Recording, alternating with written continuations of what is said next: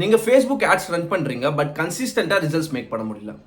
அப்படியே ரிசல்ட்ஸ் வந்தாலுமே அதிகமாக ஸ்பெண்ட் பண்ணுற மாதிரி இருக்குது. ரிட்டர்ன் ஆன் ஆட் ஸ்பெண்ட் ரொம்பவே கம்மியாக இருக்குது. ஸோ ப்ராஃபிட்டபுளாக எதுவும் இல்லை. மோர் ஓவர் என்ன ப்ராப்ளம்னே ஃபிகர் அவுட் பண்ண முடியல. ஸோ இந்த மாதிரி சேலஞ்சஸ் நீங்கள் ஃபேஸ் பண்ணிட்டு இருந்தீங்கன்னா then this video is for you people. Because end of the video உங்கள் சேலஞ்சஸ்க்கான ultimate strategies, techniques and targeting options எல்லாமே உங்களால் தெரிஞ்சிக்க முடியும். So this is Mazhar, digital marketing practitioner and a consultant. So current MNC la work பண்ணிட்டு இருக்கேன் and I also work with 35 plus brands, help them to generate leads and sales for their business. இப்போதான் நம்ம video first time பார்க்குறீங்கன்னா then make sure to hit the like button and consider subscribing so that இந்த video நிறைய பேருக்கு போய் reach ஆகும் and then நிறைய பேர் எஜுகேட் ஆகிறதுக்கு நம்ம ஒரு ரீசனாக இருக்கும். So no more delay, let's get into the video. So the thing is, நீங்கள் ஃபேஸ்புக் ஆட்ஸ் ரன் பண்ணும்போது இந்த 4 மிஸ்டேக்ஸ் நீங்கள் மேஜராக அவாய்ட் பண்ணுற மாதிரி இருக்கும். சப்போஸ் நீங்கள் கிரியேட்டிவ்ஸ் அண்ட் ஆட் காப்பீஸ் வந்து மேக் பண்ணுறீங்கன்னா make sure that too much of text வந்து டம்ப் பண்ணிடாதீங்க. அண்ட் நிறைய பேர் பண்ணுற மிஸ்டேக்ஸ் என்னன்னு பார்த்தீங்கன்னா, சப்போஸ் ஒரு கிரியேட்டிவ் வந்து டிசைன் பண்ணுறாங்கன்னா அவங்க ப்ரொவைட் பண்ணுற சர்வீசஸ் எல்லாமே வந்து அந்த ஒரு பர்டிகுலர் கிரியேட்டிவ்லேயே வந்து ஃப்ரேம் பண்ணிடுவாங்க. அப்படி பண்ணும்போது உங்களோட ஆட் ரீச் வந்து ரொம்பவே கம்மியாயிடும். அட் த சேம் டைம் உங்கள் ஆட் ரீச் வந்து கம்மியாகும் போது கிளிக்ஸுமே கம்மியாகிறதுக்கு சான்சஸ் இருக்கு. ஒன்ஸ் கிளிக்ஸ் கம்மியாகும் போது காஸ்ட் பர் கிளிக் வந்து இன்க்ரீஸ் ஆகிறதுக்கு நிறையவே சான்சஸ் இருக்கு. ஸோ தட் ஒரு 10 rupees நீங்கள் ஸ்பெண்ட் பண்ணுற இடத்துல 15-16 rupees நீங்கள் ஸ்பெண்ட் பண்ணுற மாதிரி இருக்கும். ஸோ தட் எவ்வளோ கிளியர் அண்ட் கிறிஸ்பாக உங்களோட ஆட் காப்பீஸ் அண்ட் கிரியேட்டிவ்ஸ் வந்து டிசைன் பண்ணுறீங்களோ அது மூலியமாக உங்களோட ஆடோட பெர்ஃபார்மன்ஸ் வந்து இன்க்ரீஸ் ஆகிறதுக்கு நிறையவே சான்ஸ் இருக்கு. And there is a rule 80:20 ratio. So make sure that 20% of the text வந்து யூஸ் பண்ணுற மாதிரி பாருங்கள். ரிமைனிங் 80% வந்து உங்களோட கிரியேட்டிவ்ஸ் அண்ட் டிசைனிங்கில் வந்து கான்சன்ட்ரேட் பண்ணுங்கள். ஸோ இந்த மாதிரி angle and different pain points base பண்ணி ஆட்ஸை வந்து டார்கெட் பண்ணலாம்னு சொல்லி இந்த ஒரு பெர்ஸ்பெக்டிவ்ல வந்து யோசிங்க. Rather than too much of text வந்து டம்ப் பண்ணிடாதீங்க. ஸோ இப்படி பண்ணும்போது உங்களோட ஆடோட பெர்ஃபார்மன்ஸ் அதிகமாகிறதுக்கு நிறைய சான்ஸ் இருக்குது. ப்ரிசைஸாக டார்கெட் பண்ண தான் ரிசல்ட்ஸ் மேக் பண்ண முடியும்னு வச்சு உங்களோட ஆடியன்ஸை வந்து ரொம்பவே நேரோ டவுன் பண்ணிங்கன்னா தென் உங்களோட ஆட் வந்து பெர்ஃபார்மே ஆகாது. Make sure that go with broad audience targeting. So Facebook ads பொறுத்த வரைக்கும் நீங்கள் ரொம்பவே நேரோ டவுன் பண்ணும்போது ஃபேஸ்புக் கிட்ட அவ்வளோவா டேட்டாஸ் இருக்காது. ஸோ தட் உங்களோட காஸ்ட் வந்து இன்க்ரீஸ் ஆகிறதுக்கு நிறையவே சான்ஸ் இருக்குது. அண்ட் தென் பெர்ஃபார்மன்ஸும் நீங்கள் எக்ஸ்பெக்ட் பண்ணுற அளவுக்கு இருக்காது.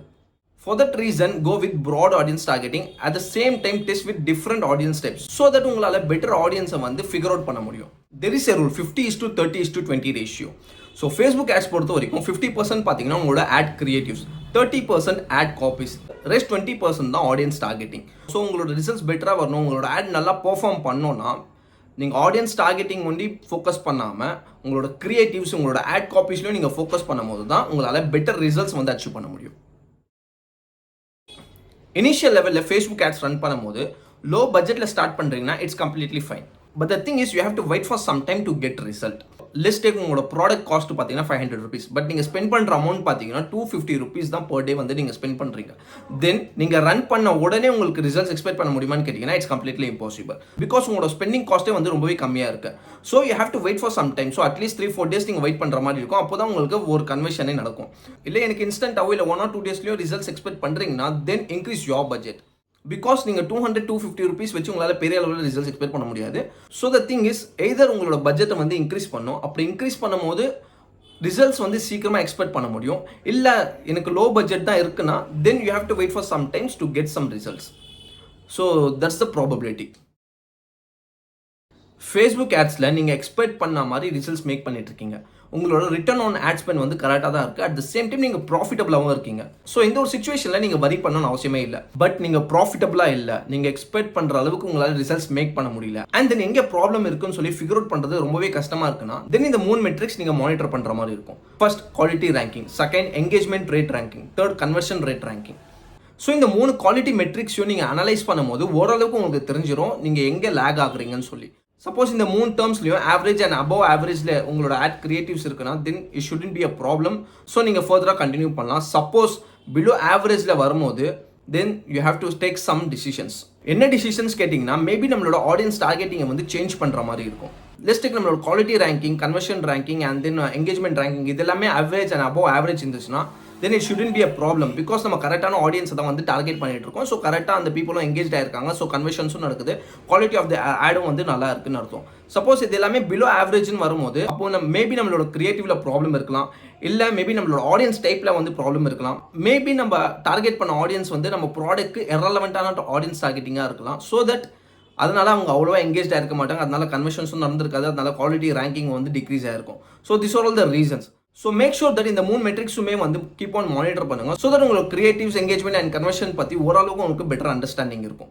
குவாலிட்டி ரேங்கிங்னா quality of your ad when comparing with your competitors. உங்களோட காம்படிட்டர்ஸை கம்பேர் பண்ணும்போது உங்களோட ஆடோட குவாலிட்டி வந்து எப்படி இருக்கு, ஆவரேஜாக இருக்கா, இல்லை அபோவ் ஆவரேஜாக இருக்கா, இல்லை பிலோ ஆவரேஜாக இருக்கா. சப்போஸ் ஆவரேஜ் அண்ட் அபோவ் ஆவரேஜாக இருந்துச்சுன்னா தென் it shouldn't be a problem, நீங்கள் அப்படியே கண்டினியூ பண்ணலாம். சப்போஸ் பிலோ ஆவரேஜ்னு வரும்போது மேபி அந்த கிரியேட்டிவ்ஸ் வந்து நீங்கள் சேஞ்ச் பண்ணலாம், இல்லை மெசேஜிங் வந்து நீங்கள் சேஞ்ச் பண்ணலாம், ஆர் எல்ஸ் டிஃப்ரெண்ட் ஆங்கிளில் வந்து நீங்கள் அதை வந்து ப்ரொஜெக்ட் பண்ணலாம். ஸோ இப்படி பண்ணும்போது உங்களோட குவாலிட்டி ரேங்கிங் வந்து இன்க்ரீஸ் ஆகிறது நிறைய சான்ஸ் இருக்குது. Second, engagement rate ranking. So engagement rate ranking வரும்போது engagement of your ad when comparing with your competitors. So உங்களோட ஆட்ல வந்து எங்கேஜ்மெண்ட் அவ்வளோவா நடக்குதா, so reach, impression, clicks, ad to cart, conversions, so இந்த மாதிரி எங்கேஜ்மெண்ட் எல்லாமே ப்ராப்பராக நடக்குதா, ஸோ இந்த எங்கேஜ்மெண்ட் எல்லாமே பிலோ ஆவரேஜாக இருக்கா, இல்லை ஆவரேஜாக இருக்கா, இல்லை அபோவ் ஆவரேஜாக இருக்கான்னு சொல்லி உங்களுக்கே ஒரு மெட்ரிக்ஸ் காட்டும்.